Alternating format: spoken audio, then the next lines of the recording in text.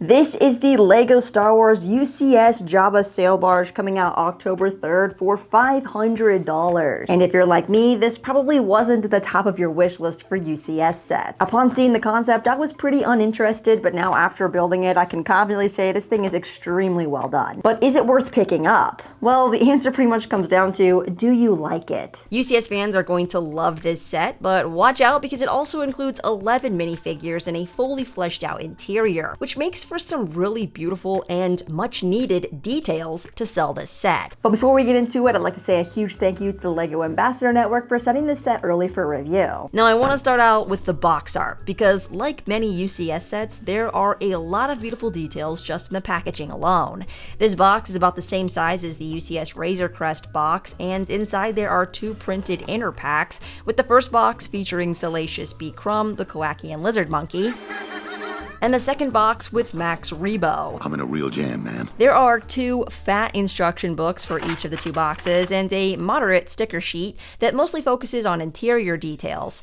There are 38 paper bags plus a few extras with the fabric sails, flex tubing, and the UCS plaque. One of the best features of this set is the inclusion of the minifigure display stand, which is built right in with the name placard, which ups the display value tremendously. But let's take a closer look at these minifigures. First up, we have C-3PO, which unfortunately doesn't include that dual molded silver leg, meaning it's not the same UCS Luke's Landspeeder figure, but instead the arm printed version that I think was in the trash compactor set. So yeah, you could call this the trash C-3PO. Next is Bib Fortuna, and this is only the fourth time we've seen this figure. And since it's Return of the Jedi, they gave him a different torso and leg print and paired it with the same head and Leku mold used on the Boba's Throne Room set a couple years ago. He retains those creepy red eyes and sharp teeth, but man, I wish they would make a smaller Leku mold, because this fat one was just reused from the Book of Boba version, where he has clearly taken after Jabba and put on some weight. So while I am impressed with the new print, it's just not the right Leku mold. Then we have a named character that I was not aware of before building this set, because I don't spend all day looking up cute details, but this is Woof, the Skiff Fleet Manager, seen here, and his species is Nikto, which commonly found themselves employed by the Hutts. And this figure has an amazing new headpiece, fabulous double-sided face print, and a really accurate torso. Moving on to one of the stars of the show, it's Max Rebo, last seen in the 2013 Playscale Jabba sail barge and never since made.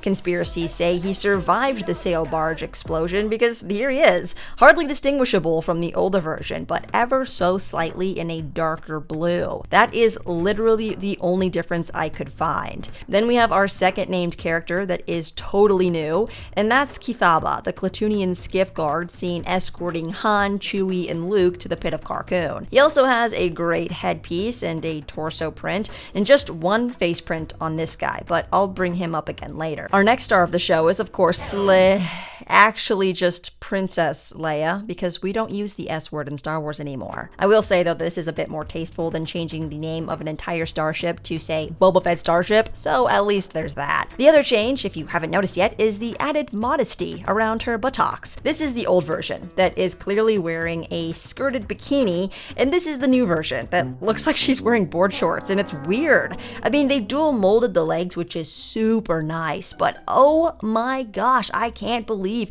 that for an 18+ adult set, the LEGO group felt it necessary to cover up the backside of a plastic toy that does not even resemble a human body part. It's purely flesh tone, and plenty of other yellow bathing suit minifigures show the backside studs. So, this is a bit controversial. What do you guys think about this change? Was it warranted, or is the added modesty overkill? That aside, though, this figure does look great with that new braided hairpiece that comes down along the side, and of course she has two different face prints.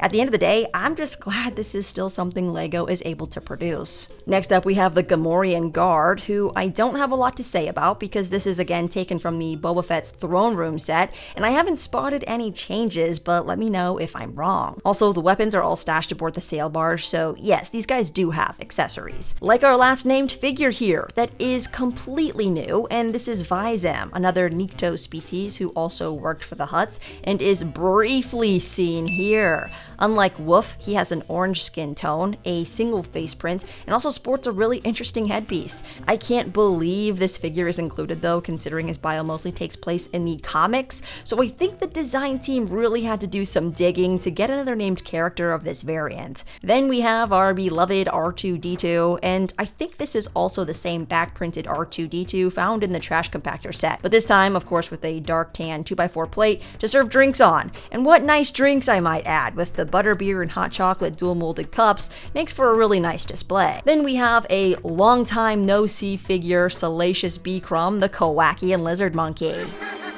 And this figure was last seen in the 2012 Jabba's Palace set and now goes for about $50. So this is great. You can get it for about $500 now. All jokes aside though, this is a pinky pesky looking dude with the most beadiest eyes I've ever seen. His ears appear to be smaller than the old version, and he also has that furry mane all the way around his chest versus it just being on the shoulders like before.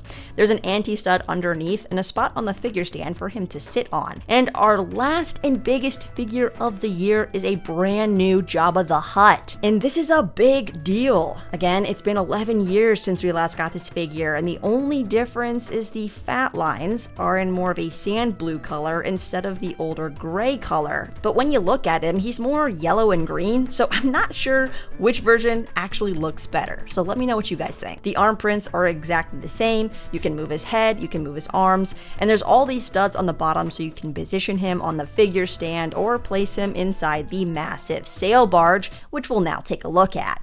This is a big sail barge. Here is the 2013 Playscale version for comparison.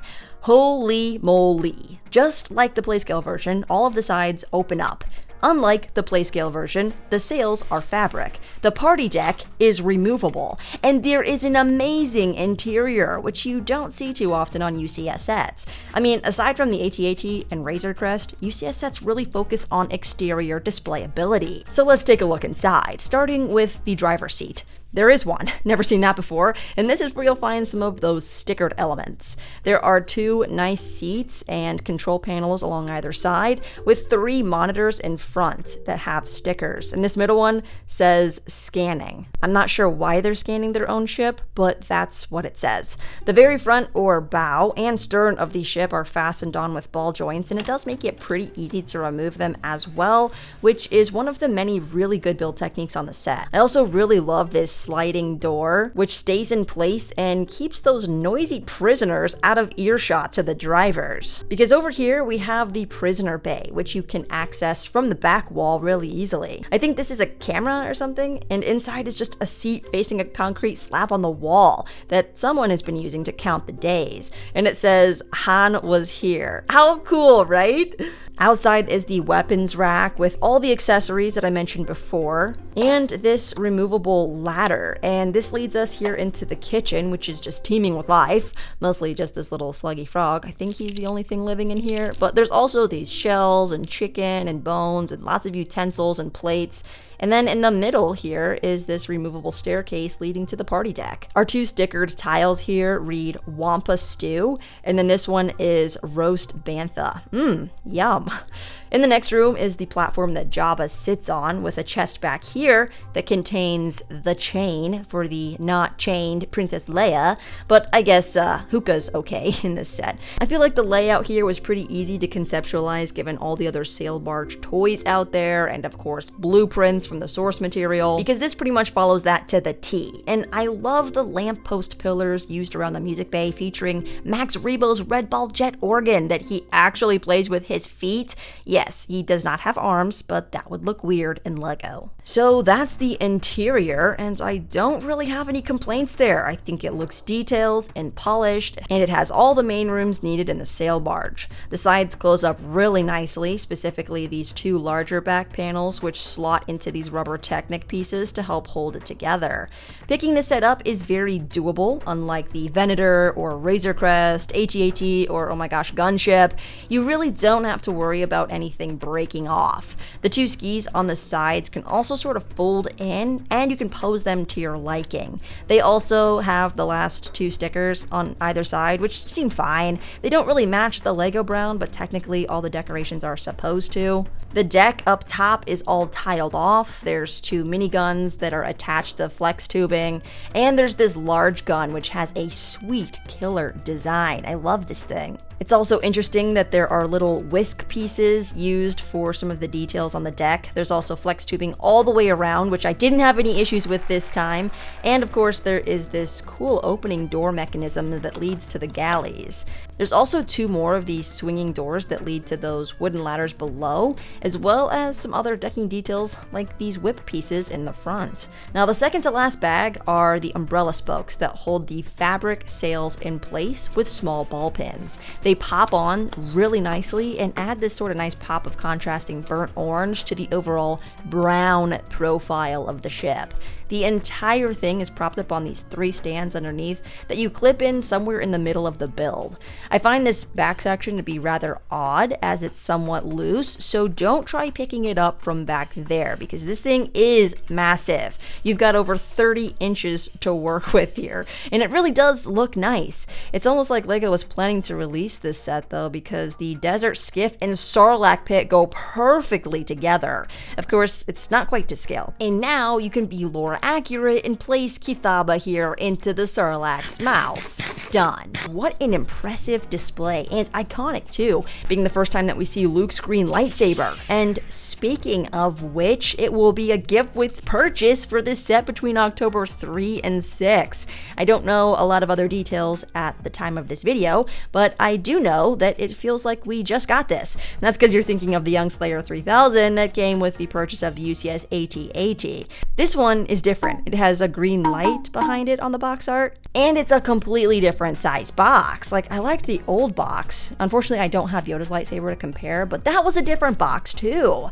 I just really wish LEGO would make a lightsaber series and add in cool exclusive printed parts, because otherwise you can pretty much copycat these sets with your own parts, minus the box and instructions, of course. So yeah, a $500 big brown sail barge to display alongside your $80 Sarlacc pit, with somewhat updated figures, definitely some really cool new figures, interesting design changes on some of them, a matte black UCS plaque to avoid those nasty fingerprints, the 25th anniversary brick that you can only get on like 6 other sets right now, and a big display problem. That is, if you're like me and you're running out of display space.